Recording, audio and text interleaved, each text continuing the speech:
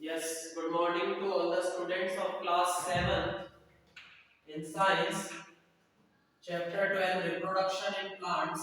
Our topic is seed dispersion. In today's class, we will discuss about seed dispersion.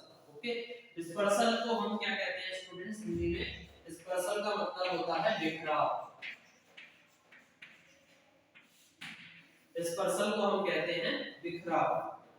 देखिए, in nature same kind of plants grow at different places. जो प्रकृति की बात है, प्रकृति के अंदर there are same kinds of plants, मतलब ऐसे पौधे हैं जो कि जिनका जो प्रकार है वो कैसा है, सेम है, यानी कि एक जैसा है. ग्रो एट डिफरेंट प्लेसेस, ये स्टूडेंट्स अलग अलग प्लेसेस पर ग्रो करते हैं.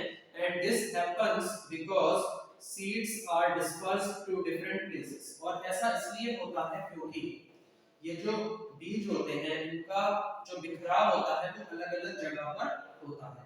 तो जब आपके बहुत सारे जो बीज हैं वो अलग अलग जगह पर फैल जाएंगे, यानी कि उनका क्या होगा, बिखराव होगा, then you can say the process is seed dispersion.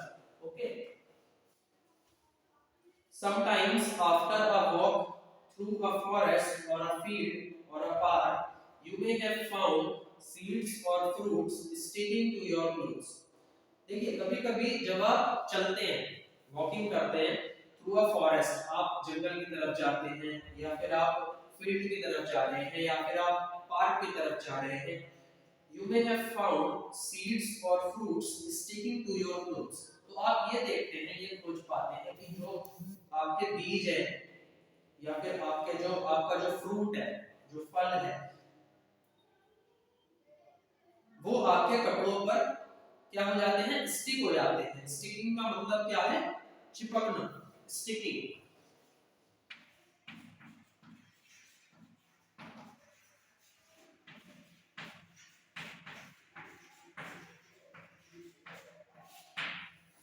Is it clear? तो ये आपके चिपक जाते हैं. उसके बाद क्या होता है, did you try to observe how these seeds were clinging to your clothes. क्या आपने कभी कोशिश की है ये ऑब्जर्व करने की, ये देखने की कि कैसे ये जो बीज है ये आपके कपड़ों से,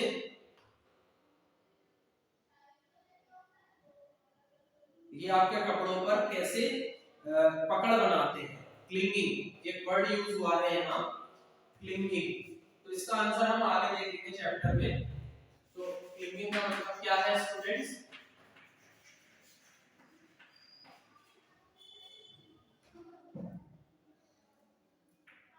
पकड़.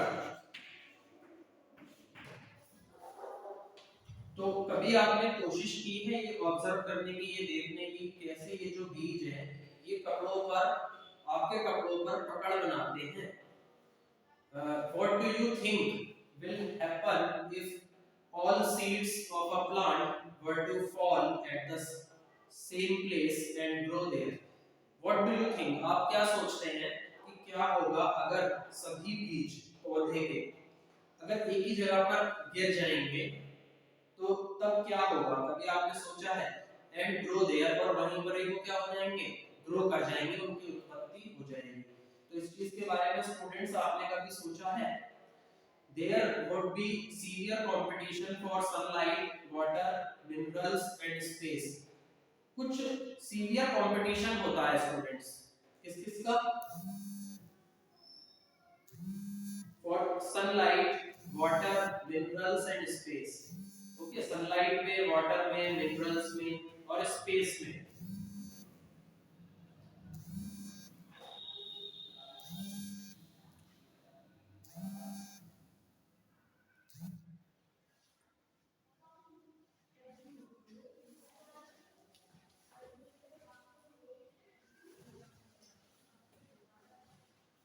As a result, the seeds would not grow into healthy plants. और इसी की वजह से जो आपके बीज होते हैं वो तंदुरुस्त पौधों में उत्पन्न नहीं हो पाते हैं. Plants benefit by seed dispersal. जो पौधे हैं उनको जो फायदा मिलता है वो सीड डिस्पर्सन से, यानी कि बीजों के बिखराव से मिलता है. it prevents competition between the plants and its own seedlings for sunlight, water and minerals. इसकी वजह से जो कंपटीशन है वो खत्म हो जाता है between the plants यानी पौधों के बीच में and its own seedlings का मतलब क्या है young plants seedlings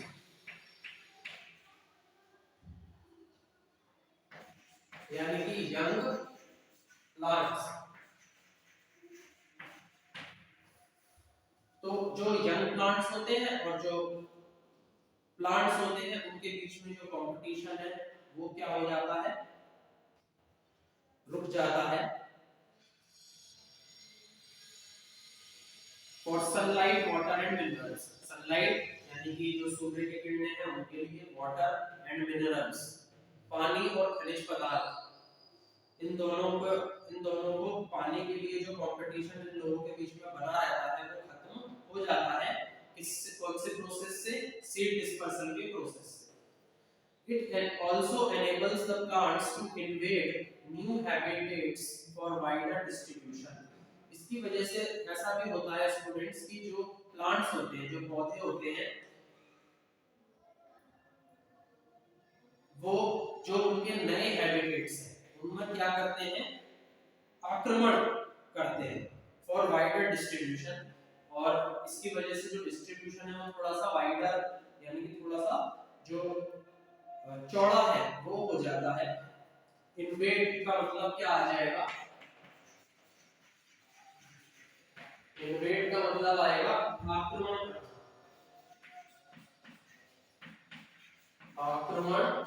करना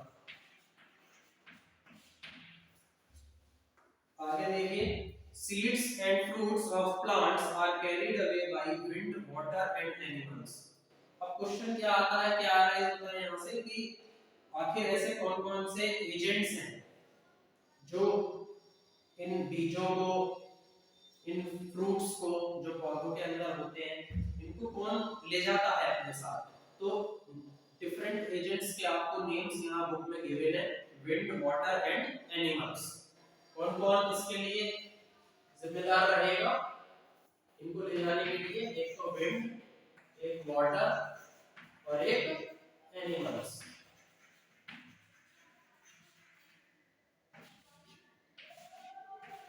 these are agents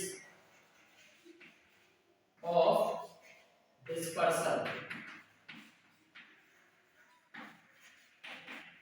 ओके आगे देखिए winged seeds such as those of drumstick and maple light seeds of grasses or hairy seeds of aak madar and hairy fruit of sunflower get blown off with the wind for too far away places देखिए जो भी आपके winged seeds होते हैं ऐसे seeds जिनके अंदर क्या होते हैं विंग्स होते हैं such as those of drumstick and maple तो विंग्ड सीड के एग्जांपल्स of winged seed के एग्जांपल्स क्या क्या होते हैं एक तो होता है ड्रमस्टिक और एक होता है मैपल ये क्लियर है ये आपके विंग्ड सीड के क्या हैं एग्जांपल्स हैं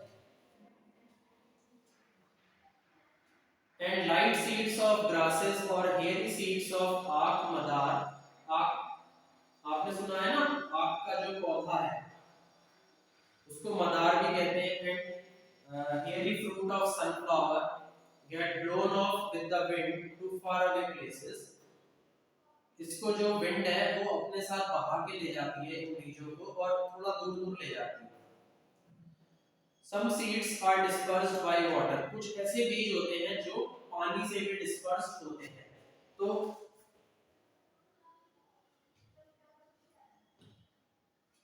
उनके जो एग्जांपल्स हैं वो हम आगे अभी डिस्कस करेंगे These fruits or seeds usually develop floating ability in the form of spongy or fibrous outer coat as in coconut. देखिए जो ऐसे बीज होते हैं जिनको पानी के द्वारा डिस्पर्स किया जाता है, तो वो जो फ्रूट्स हैं, वो जो सीड्स हैं, they usually develop floating ability. इनकी इन सीड्स की एक खासियत होती है कि इनकी जो फ्लोटिंग एबिलिटी है वो काफी अच्छी होती है, in the form of spongy or fibrous outer coat as in coconut। देखिए जो कोकोनट का जो सीड है, यदि मैं उसकी बात करूं तो उसके बाहर की तरफ अगर आप ध्यान से देखेंगे तो एक फाइब्रस आउटर कोट होता है। एंड जो आपका कोकोनट सीड है या कोकोनट फ्रूट है, it is a very good example to understand the seeds that are dispersed by water. Some seeds are dispersed by animals. कुछ ऐसे बीज होते हैं जो एनिमल्स के द्वारा ले जाए जाते हैं। ओके, तो इसका एग्जांपल क्या आ जाएगा? Example of a seed that is dispersed by water, dispersed by water। ऐसे बीज जो कि पानी के द्वारा डिस्पर्स किए जाते हैं, दे आर कोकोनट। कोकोनट उसका सबसे अच्छा क्या है? एग्जांपल। कुछ सीड्स ऐसे होते हैं स्टूडेंट्स जो एनिमल्स के द्वारा डिस्पर्स किए जाते हैं, specially spiny seeds with hooks which gets attached to the bodies of animals and are carried to distant places। कुछ ऐसे बीज होते हैं जो एनिमल्स के द्वारा डिस्पर्स किए जाते हैं, जैसे कि स्पाइनी सीड्स। इन बीजों के अंदर क्या होते हैं? कांटे होते हैं। ओके, और कांटों को अगर आप ध्यान से देखेंगे तो ऊपर साइड में आपको कुछ हुक्स नजर आएंगे which gets attached to the bodies of animals। जो कि जानवरों का जो शरीर है उससे क्या हो जाते हैं? जुड़ जाते हैं, जानवरों के शरीर से जाकर जुड़ जाते हैं। And carried to the distant places, और वो दूर दूर की जगहों पर ले जाए जाते हैं। Examples are xanthium and urena. Okay, तो seed examples of seeds dispersed by animals. Examples of seeds dispersed by animals। इसके क्या क्या एग्जांपल आएंगे? एक तो आपका आएगा ज़ैंथियम, और एक आपका आएगा यूरेनम। ये चीज आपको क्लियर है? Some seeds are dispersed when the fruits burst with sudden jerks। कुछ ऐसे बीज होते हैं जो कैसे डिस्पर्स्ड होते हैं? They are dispersed by explosion। Okay, इस केस में क्या होता है? जो आपका फ्रूट होता है वो बर्स्ट हो जाता है। बर्स्ट का मतलब क्या है? वो फट जाता है और उसके अंदर कुछ जर्क्स आ जाते हैं। Okay, the seeds are scattered far from the parent plant। This happens in the case of castor and balsam। Okay, तो इनमें क्या होता है? ये जो बीज होते हैं they are scattered। scattered का मतलब क्या है? बिखरे हुए। scattered, SCATTERED, scattered यानी कि बिखरे हुए। बिखरे हुए ये जो बीज होते हैं ये बिखरे हुए होते हैं। far from the parent plant, जो parent plant है उससे थोड़ा सा दूर होते हैं। and this happens in the case of castor and balsam। so examples क्या आ जाएंगे इसके? examples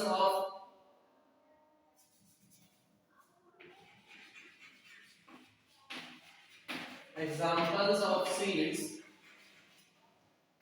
that are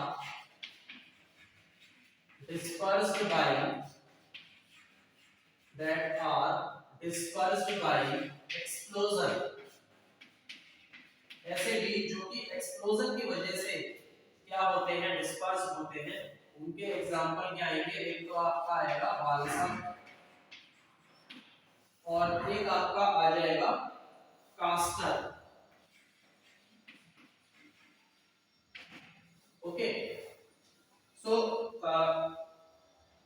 students write down all the examples in your notebooks.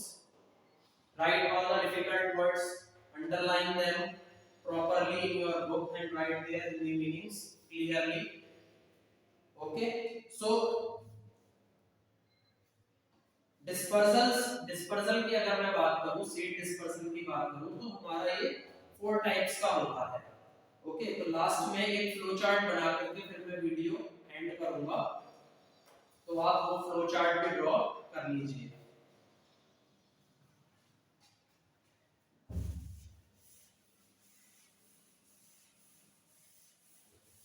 कि जो हमारा स्टूडेंट सीड डिस्पर्सल है वो 4 टाइप का होता है। ओके, ये चीज आपने शायद 5th क्लास में पढ़ी होगी, लेकिन मैं आपको दोबारा से यहाँ पर 7th में रिवाइज करा देता हूँ।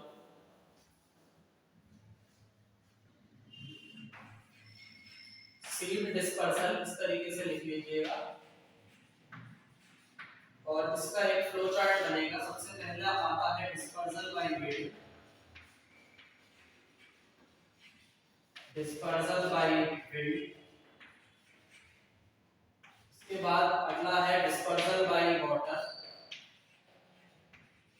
Dispersal by water. इसके बाद नेक्स्ट टाइप है dispersal by animals, dispersal by animals. और लास्ट में है डिस्पर्सल बाय एक्सप्लोजन। ओके, ये हमारे 4 टाइप होते हैं। इसी के बेसिस पर स्टूडेंट्स मैंने आपको वीडियो के अंदर एग्जांपल सभी के लिखवा दिए हैं, उनको भी नोट कर लीजिएगा। So thank you all for joining the class. Good luck, have a nice day.